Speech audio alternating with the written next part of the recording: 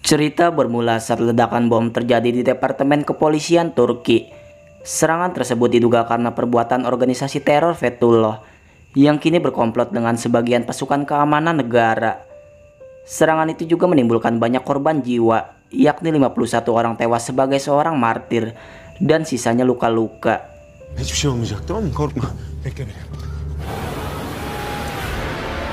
Salah satu anggota polisi khusus yang masih hidup adalah Turan.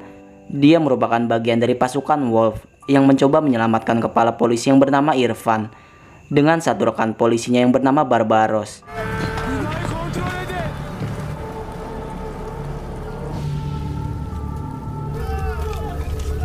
Ia pun langsung bergerak untuk menyelamatkan rekannya yang lain, di mana 2 orang selamat dan 1 yang bernama Asena telah tewas.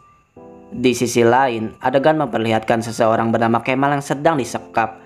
Dia merupakan salah satu bagian dari pasukan Wolf, di mana di depannya terdapat 2 orang tergeletak dalam kondisi yang sudah tertembak. Kemudian terjawablah mengapa Kemal dibiarkan hidup seorang diri, bahwa menurut Tolga, Kemal bisa dijadikan kambing hitam atas tewasnya 2 orang tadi, karena salah satunya merupakan orang penting yang bernama Jenderal Turgut.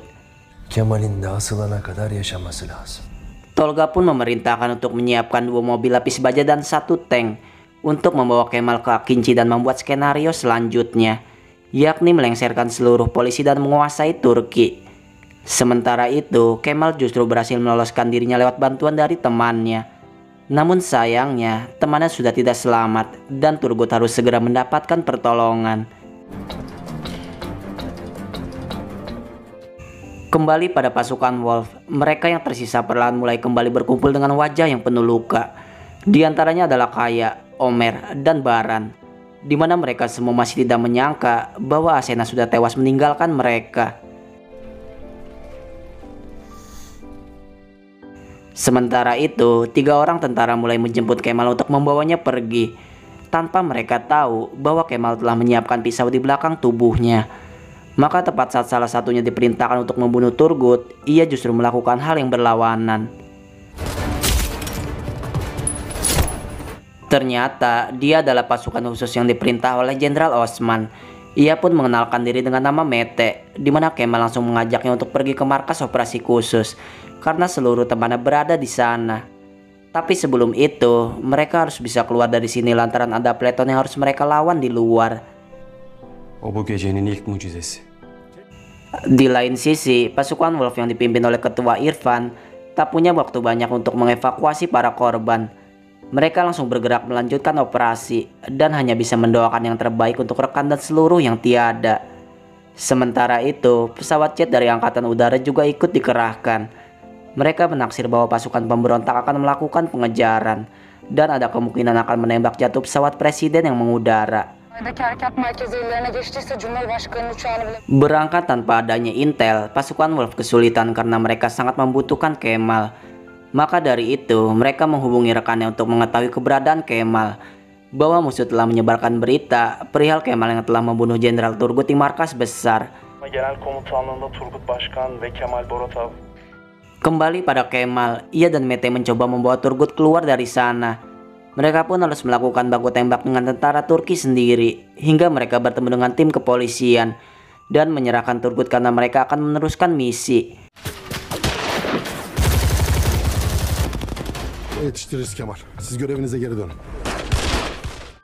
Sementara itu, Tolga telah menyiapkan 1 tank untuk mempermudah penyerangan. Ia juga berhasil menguasai pesawat jet untuk membantu dalam penembakan. Di saat itu pula, pasukan Wolf menepi di jalan untuk membuat skenario penyerangan, di mana Kaya mengungkap jika ada 3 tempat yang akan dikuasai oleh pasukan pemberontak, dan tempat terakhir adalah markas besar pasukan khusus. Maka keputusan pun diambil bahwa mereka akan berangkat ke perusahaan operasi satelit Turki lebih dulu, meski tahu bahwa para pemberontak memiliki backingan helikopter dan tanknya.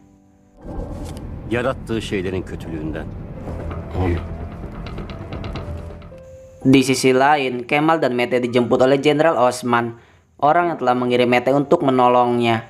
Di mana kali ini tak ada apapun yang Kemal rasakan selain ia sangat dendam kepada Tolga. Karena tak hanya mengkhianati rekan yang 10 tahun sudah bersama-sama, Tolga juga menembak Turgut yang merupakan mentor sendiri. dan menyerang markas polisi. Maka mereka harus menghentikan hal ini secepat mungkin atau ribuan warga sipil akan menjadi korban. İntikam mı alacaksın? Acı mı çektireceksin? Belki yüzlerce ya da binlerce sivil ölecek. Sementara itu, beberapa pesawat jet angkatan udara yang dipimpin oleh letnan wanita diminta mendarat oleh pangkalan. Namun bagi mereka, perintah dari pangkalan adalah ilegal karena pasukan pemberontaklah yang menugaskan. Ia pun menolak untuk mengidentifikasi lokasi, dan saat itu juga pasukan musuh langsung menyerang mereka.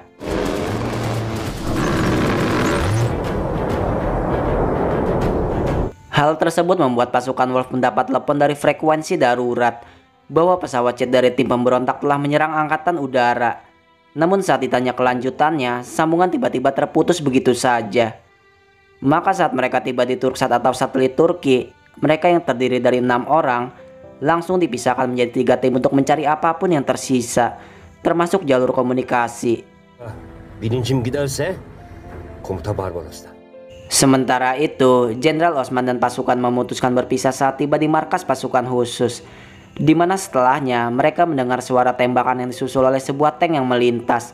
Atau bisa diartikan, tempat ini sangat penting sampai-sampai mereka bersikeras melindunginya.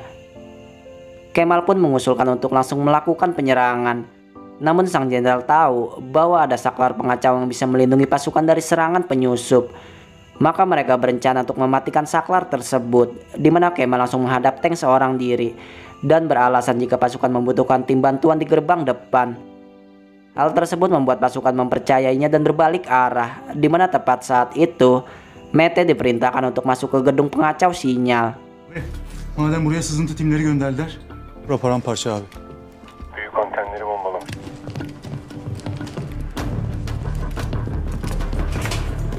Ya da sızıntı olsun.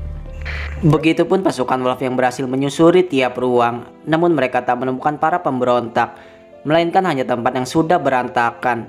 Hingga kemudian mereka dikejutkan saat alarm dan lampu tiba-tiba menyala, di mana Irfan memerintahkan Kaya untuk cepat menyambungkan dengan frekuensi darurat, karena takut musuh akan mengirimkan jet jika melihat adanya cahaya. Namun yang terjadi bukanlah pesawat jet seperti dugaan mereka, melainkan helikopter kelas berat hingga mereka berlari sekencang mungkin.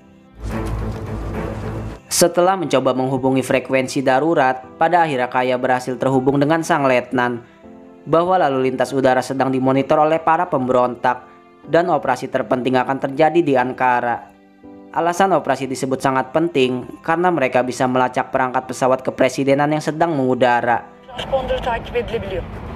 Onları kör etme. Sebelum gangguan sinyal terjadi, sang letnan berkata bahwa pasukan harus berangkat ke pangkalan operasi dan menemui Kolonel Alper. Maka saat helikopter hendak menembaknya, Turan dan Barbaros langsung menyerang secara bersamaan. Dan tepat saat itu, Kaya pun berlari sekencang-kencangnya.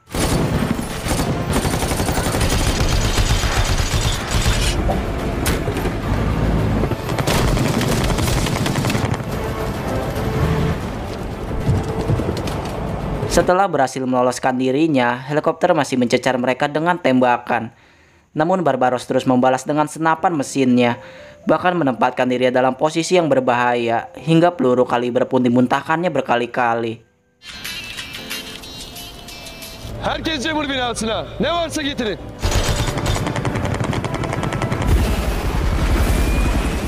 Berkat kemampuannya menembak tepat sasaran, helikopter pun sedikit menjauh meski masih mengejar mereka.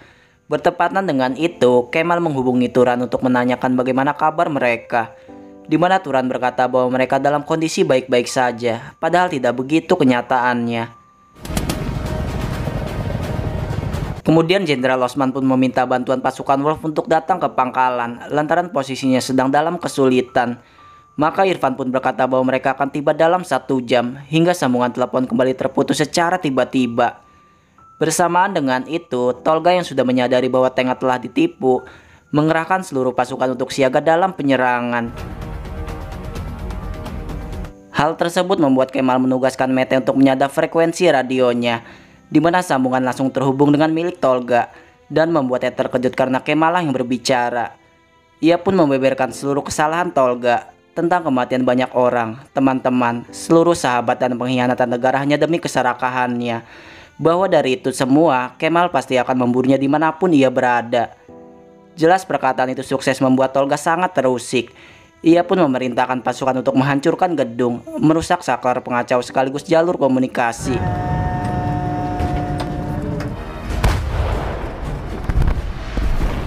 Sementara itu, pasukan Worf terus dikejar hingga cadangan peluru tersisa 50 buah. Maka karena tak ada jalan lain, mereka pun berbelok ke arah terowongan dan memutuskan untuk berhenti di sana.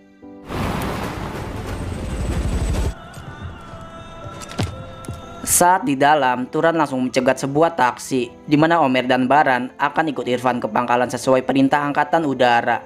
Sementara sisanya akan membantu Kemal mengambil cadangan senjata dengan menaiki taksi. Dan jika mereka tidak bertemu lagi, Irfan memastikan bahwa negara pasti akan bangga pada mereka. Amacımız bu helikopterin ilgisini üstünüzde tutmak. Saat di perjalanan, mereka masih saling terhubung satu sama lain. Di mana setelah Barbaros memberitahu titik kelemahan helikopter, Baran melakukan tugasnya dengan baik, yakni menembak helikopter dengan memperlambat laju mobil sampai berhasil mengenainya. Mereka pun cepat-cepat pergi saat mengetahui helikopter berhenti mengejar, di mana Baran tidak mengaku bahwa akibat serangan tadi tubuhnya terluka parah. Sementara itu, Turan dan dua temannya telah tiba di tempat pertemuan, di mana Kemal dan seluruh pasukan menyambutnya dan langsung menanyakan tentang siapa saja korban akibat serangan di departemen kepolisian. Pada akhirnya, Turan pun memberitahu bahwa banyak rekan mereka yang tiada. Salah satunya adalah Asena, orang yang sangat dicintai olehnya. Şehit oldun. Kabar itu pun seakan meruntuhkan semangat Kemal, karena belum sempat ia mengungkapkan perasaan, Asena telah pergi meninggalkannya. Bahkan ia hampir mencelakai dirinya jika teman-temannya tidak mengingatkan bahwa masih ada mereka dan negara yang akan membalas hal ini bersama-sama. Selain itu, mereka juga baru mengetahui bahwa Tolga terlibat dalam kekacauan ini. Ia mengetahui pasti tentang pengeboman dan memilih untuk membiarkannya. Önce Tolga. Di sisi lain, Irfan baru saja tiba di pangkalan, tempat di mana para warga turun ke jalan untuk menentang usaha kudeta. Namun saat hendak pergi, mereka menemukan Baran yang terluka hingga harus dilarikan ke rumah sakit. Omer pun membawanya pergi, meninggalkan Irfan yang akan dibantu oleh orang dari kepolisian. Sementara di markas pasukan khusus, Jenderal Osman mengerahkan pasukan dari berbagai kelompok untuk segera melakukan penyerangan. Mereka pun mulai memasuki markas dan bertekad untuk merebut kembali apa yang menjadi milik mereka. Meskipun musuh langsung menjatuhkan rentetan peluru.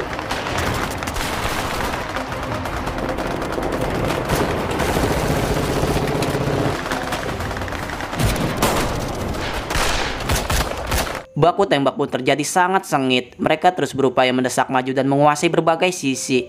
Hingga setelah banyak korban jiwa, pasukan dari kubu pemberontak menawarkan mereka untuk menyerah. Namun karena tekad mereka adalah bertempur sampai mati, mereka menghiraukan seruan itu dan memilih untuk kembali melawan.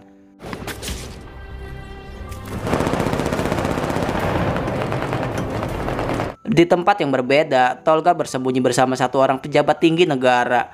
Situasi semakin memanas, di mana para warga terus melakukan aksi, dan dia berencana pergi sampai intervensi berhasil dilakukan. Sementara itu, Irfan berhasil memutus aliran koneksi dan generator sampai intel pemberontak tak bisa berfungsi. Kabar baik itu sangat tepat waktu, di mana jet tempur Angkatan Udara siap berangkat untuk mengawal pesawat presiden yang telah meninggalkan Istanbul. Tak hanya itu, Baran yang kini kondisinya semakin parah, diuji oleh keadaan rumah sakit yang kekurangan kamar dan anggota medis. Hal itu pun memaksa Omer mengangkat seorang diri dan berjuang untuk keselamatan teman baiknya.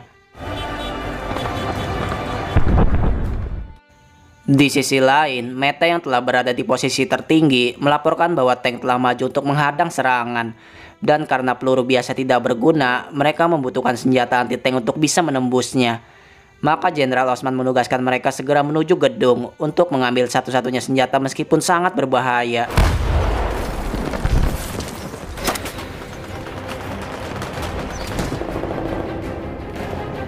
Tiba di sebuah bunker, Kemal berjaga di luar selagi Turan dan Barbaros mencoba membuka pintu. Begitupun Kaya yang melapor jika melihat Tolga yang hendak pergi menuju ke helipad dan memutuskan untuk terus mengikutinya. Setelah ledakan granat berhasil membuka bunker, mereka menemukan satu-satunya rudal yang dimaksud oleh sang jenderal. di mana mereka hanya punya satu kesempatan menembak, atau semua yang sudah mereka lakukan akan sia-sia.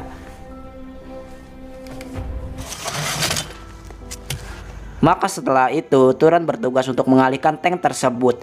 Ia pun maju mengibarkan bendera Turki, hingga Barbaros langsung menembak tepat sasaran. Sementara Kaya, ia bisa saja langsung menghabisi Tolga saat itu juga. Namun Kemal datang dan bertekad akan menghabisi Tolga dengan menggunakan tangannya sendiri. Seketika, Tolga memilih untuk menurunkan pistolnya. Begitupun Kemal yang mengajaknya bertarung tanpa menggunakan senjata. Maka mulai saat itu, mereka tidak lagi terikat dalam pertemanan, melainkan musuh yang ingin membalaskan dendamnya masing-masing.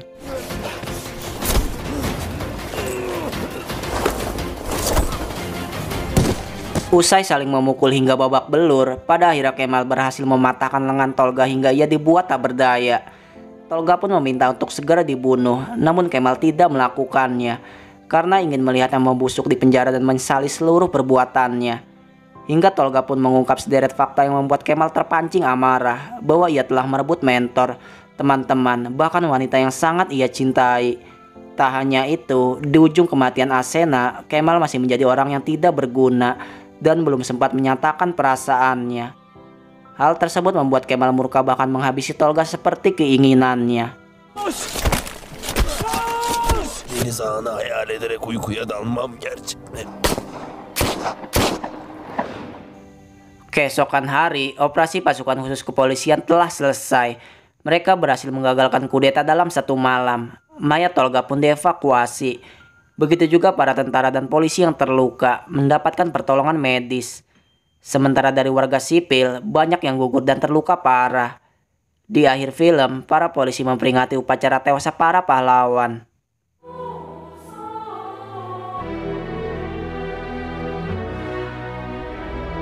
Biz bu ülkeyi karanlığa teslim etmeyeceğiz. 51 fotoğraftaki 51 şehit.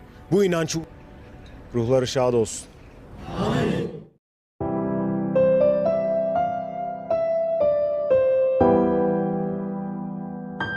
Pada 15 Juli 2016, sebuah upaya kudeta memang pernah dilakukan.